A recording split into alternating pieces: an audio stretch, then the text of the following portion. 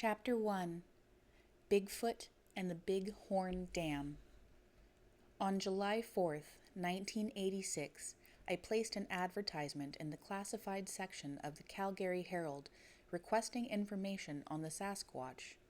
For years, having researched, read, studied the subject of this animal, and having a keen interest in the proving of its existence, the ad was placed so that recent sightings in Alberta could be reported to someone and the story weighed for legitimacy.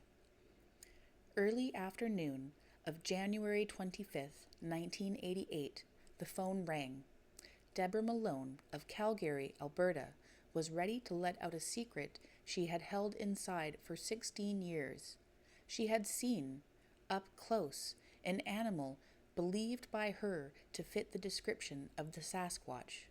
We set up a meeting. Although I had many prank calls as a result of the ad, Deborah quickly made it clear that she was determinedly serious and would not put up with being doubted. She was an outspoken, friendly young woman who could not be classified as flaky in any way. She had, in spite of her own feelings, kept the Sasquatch sighting of her early teen years relatively quiet. Those she had told interpreted the story as frivolous gesturing and conversational rambling. Her husband, who was possibly the closest to believing her, viewed her tale with skepticism.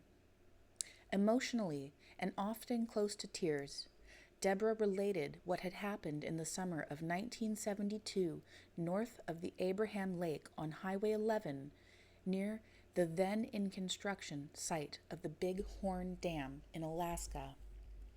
Deborah, her younger brother Alan, and her parents set out on the weekend to a secluded area near Nordage by the Abraham Lake, just off of Forest Industry Road. During the drive, they had passed the construction site of the Big Horn Dam. Past that point, however, the land was unpopulated, unexplored, and undamaged by civilized occupation. They continued driving on the highway for nearly 40 miles before turning into the bush. Deborah recalls going about 20 miles further before stopping to set up camp. The area was dense with trees and berry bushes. The day was still young, and the family had made no specific plans. Deborah was bored already. Instinctively attracted to nature, though, she started towards the tree line and decided that now would be an opportune time for an exploratory hike in the woods. She wandered through the natural mazes of the tall pine and wild flowers, taking in the freshness of the air and the untouched beauty. Eventually, her wandering brought her to a bush of ripe berries, and Deborah bent down to pick them from the vines. It was then that the stench hit her. An unfamiliar, odd odor filled her nostrils, as it was unlike anything she had encountered before. Deborah describes it as not as bitter as a skunk smell, but muskier than that of a dog in heat. At that very same moment, the young city girl felt the presence of someone, something, watching her. She whirled around, half standing, half squatting, and found herself facing a creature who resembled no other creature she had ever seen or heard about. Not more than 50 feet away, in clear view, and standing next to a thick line of bushes, was an estimated 8-foot-tall, hairy animal poised quite naturally in a perfect human upright pose. An author's note: for the sake of grammatical clarity, the male gender will be used in reference to the Sasquatch where no gender is evident. His arms hung down past his knees. His shoulders were at least 3 feet across, and he was covered with long, matted, dirty brown and gray hair. The creature's nose jutted out from its face like a flattened ball of putty, but it was his eyes which immediately claimed her attention. They were slate black, scrutinizing, even scary. "That's no moose," was Deborah's first thought. She knew it couldn't be a bear. So just what was it? Turning around and standing up, her eyes met his. According to Deborah, it appeared so completely at home, so much in its natural element, that the possibility of it being otherwise didn't even cross her mind. He was standing up just like a normal person. But it wasn't a person, it was an animal. There were no solid trees in the immediate area, nothing to lean on or hold himself up by. He was not exaggerating or engaging in any activity. In fact, he just stood there staring right back at Deborah. For nearly 10 minutes, she watched him and he watched her right back. The creature made no motion of attack or sign of fear or even curiosity. He did not move a muscle and appeared to be undaunted by her presence. His eyes, she claimed, communicated wisdom and instinct. After what seemed like forever to Deborah, the animal let out a deep, throaty moan. Nearing a state of shock, she turned and ran, fighting her way through the trees, trying to remember the way she came. A wave of nausea hit. Deborah started to vomit. Finally finding her way back to camp, she burst through the tree line, smelling of vomit, tears rolling down her cheeks. Her face went pale. She shook all over and was barely able to talk. Finding her brother, she tried to explain what was happening. Deborah's mother heard the story and was convinced that her daughter had been spooked by a wild animal, possibly a bear. She listened, but did not believe that the girl had seen what was described, a description which fit that of a legendary mythical creature known as Sasquatch. Deborah slept with her mom that night, still shaken and possibly in shock. Later, she was scolded for not holding fast the story of the big hairy man in the woods. Not having previously known what a Sasquatch was, or having any former knowledge of the possible existence of such an animal, the sighting opened the door for Deborah's education on unproven animals. Approximately a year later, she learned through a school assignment that such an animal is claimed by some to be in existence in North America. For the purpose of letting her story out, without facing more ridicule and scolding, she did a major writing assignment and presentation on book evidence and gathered knowledge of the Sasquatch. After the presentation, her instructor commented that it was written as if she had seen one herself. Growing up, Deborah would mention the Sasquatch sighting from time to time. In a circle of friends, when the conversation turned to the unknown at a party or with a group of people she was close to, she would make the short and simple statement, "I've seen a Sasquatch." She never gave a detailed account, though, because she was afraid of being laughed at. Before she was married, however, Deborah decided to tell her fiancé about the experience. She, like most, was very reluctant to believe that the creature she encountered in 1972 was the same creature of myth classified with UFOs and unicorns. But, knowing her as he did, it could not be denied that she had seen something and that she believed it was a Sasquatch. Although Deborah's story was told less and less, she could not put it out of her mind. Eventually, the experience invaded her dreams at night, causing nightmares in which she would recall the experience as if it had happened that very day. When at last, in 1988, Deborah came across my ad in the Calgary Herald requesting information on the Sasquatch, she did not want to phone. It had taken some time for her to lift that receiver and dial the number, but in doing so, a new chapter of her life would begin. She would not be alone in her experience. Others had too seen what she had seen. In the course of my interview with her, she admitted to wanting to see it again, only this time with someone else who could be a witness that the creature really did exist. Is it possible that Deborah Malone made up this story, that she carefully devised a tale in order to meet with conversational needs or have some claim to fame? Yes, a thing is possible, and has actually happened. The facts which substantiate her truthfulness, however, cannot be ignored. Prior to 1972, Deborah had no knowledge of the existence of an unproven animal allegedly living in the unpopulated forest areas of the Pacific Northwest. Deborah Malone allegedly was not fully aware of all the physical characteristics of a Sasquatch reported, which so closely paralleled her description. Upon viewing the alleged photographs of the Sasquatch with me, she confirmed that it was the same breed of animal, then proceeded to describe in detail the differences between the one she had seen and the one captured on film. The differences did not contradict any gathered circumstantial evidence, or the characteristics believed to be common among the alleged Sasquatch. At no time did Deborah contradict, even accidentally, her original story of the sighting. Her sighting took place in an area where subsequent sightings have been reported by multiple witnesses.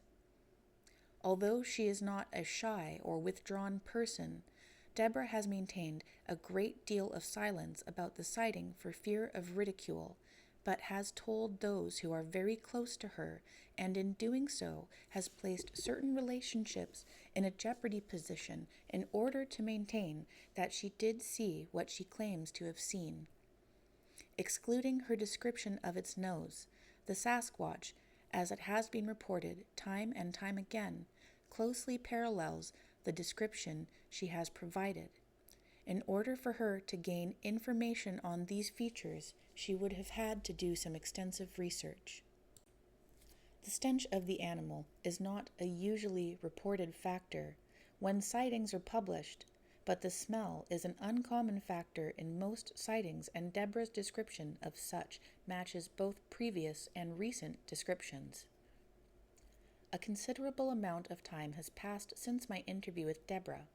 Presently, she is collecting information on the Sasquatch, reading everything she can find about the subject, and taking in every documentary. She is no longer afraid to relate the experience, and now holds the attitude that if someone does not believe her, that is their choice. Her story, related and re-related, has not changed a bit since the original interview.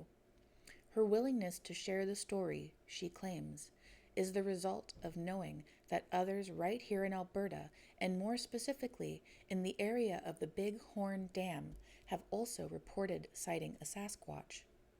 Her hope is that the animal can one day be brought, without harm, into captivity and documented as a legitimate species.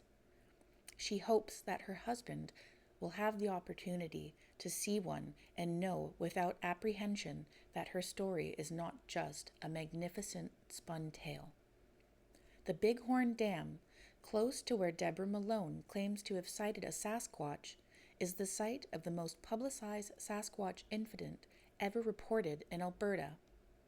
Just past Banff National Park and west of Rocky Mountain House, by Highway 11, is the Big Horn Dam.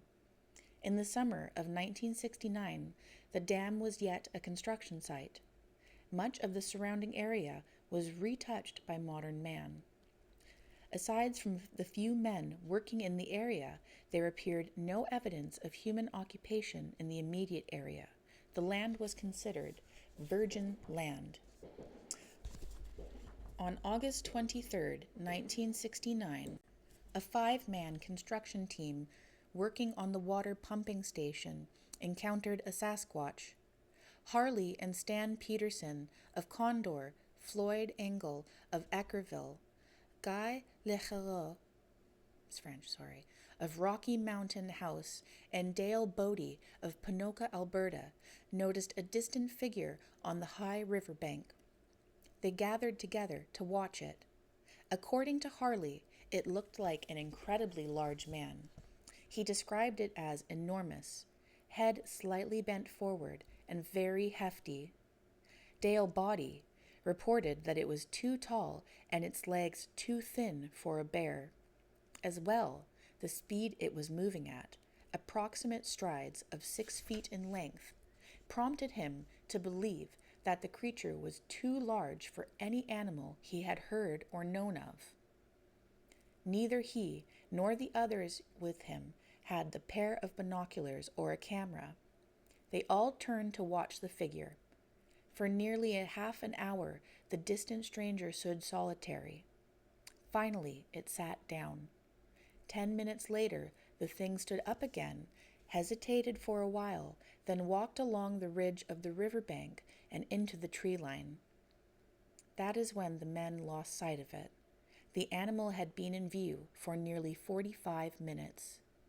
Astonished by its apparent height and curious to know just how tall it was, 2 of the men headed to the riverbank to do a size check.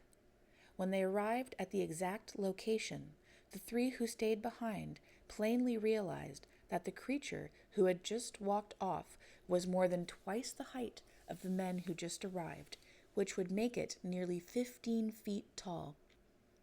When the press got a hold of the story, witnesses to the Sasquatch animal came pouring out of the woodwork. Mark Yellowberg, a Cree Indigenous man, also working on the dam, had previously entertained his fellow workers with stories of human footprints along Rabbit Creek, nearly 14.5 inches long and spanning more than 6 feet apart. According to a Calgary Herald report, August 30th, 1979, Bob Haig, Mark Yellowbird's daughter Edith, along with 3 middle-aged women, had sighted 4 of the furry beasts working at something partway up a mountain along the David Thompson Highway. Alex Shortnick, a worker at the dam, was clearing brush for construction when he reported to have sighted a strange creature watching him. He saw the figure about 50 yards away and was too stunned to do or say anything about it. Alec went on chopping at the bush and the figure left. Vern Saddleback, a native in the area, claims that many people have actually seen the tracks yards away from his camp, but never reported them or took the matter seriously. One indigenous group, however, did report sightings. A band of indigenous peoples, led by Chief Joe Smallboys, were traveling in the area between Banff National Park and Nordig in the spring and summer of 1969. It was during this time many members of his band allegedly saw close up the Sasquatch. In the opinion of the residents of surrounding towns and people on the local First Nations reserve, the band of animals fitting the description of the elusive Sasquatch are roaming the area outside of Nordig and near the Big Horn Dam site. The late Chief Walking Eagle shared the opinion. He was willing to talk about it to his friends, but never outsiders.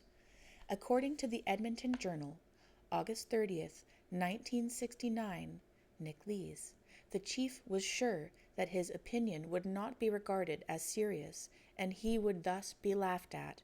So he kept his ideas to himself, and if he had any evidence of the existence of the Sasquatch, the knowledge was buried with him.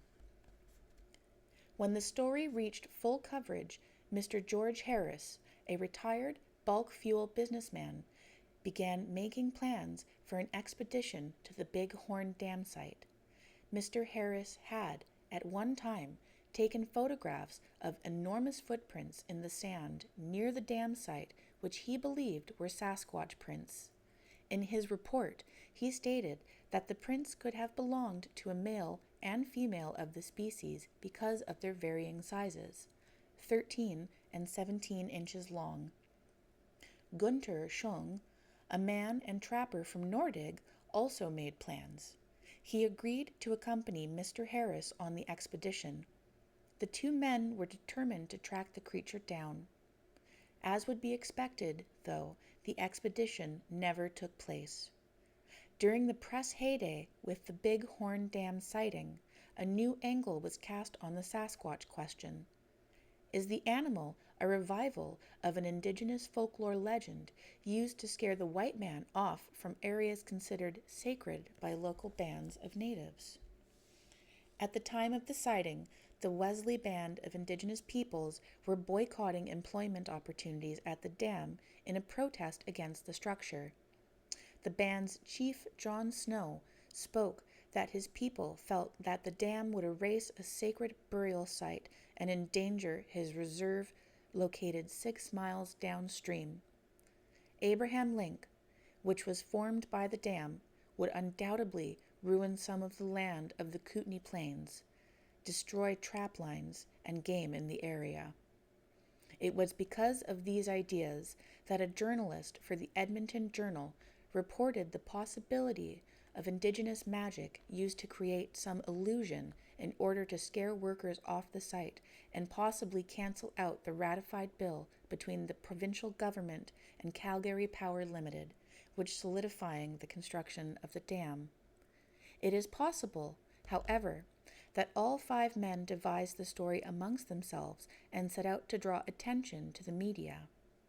Yet another possibility to be considered is angles of the sun playing tricks and with obstructing a proper and clear view of an object or thing which could have been in motion at the sighting time.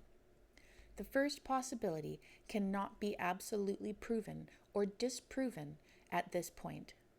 If the men were called in together again and interviewed, first separately and then as a group, the time factor involved, 20 years, would inevitably invalidate all changes or contradictions, as it may be difficult to clearly remember all details 20 years after the fact.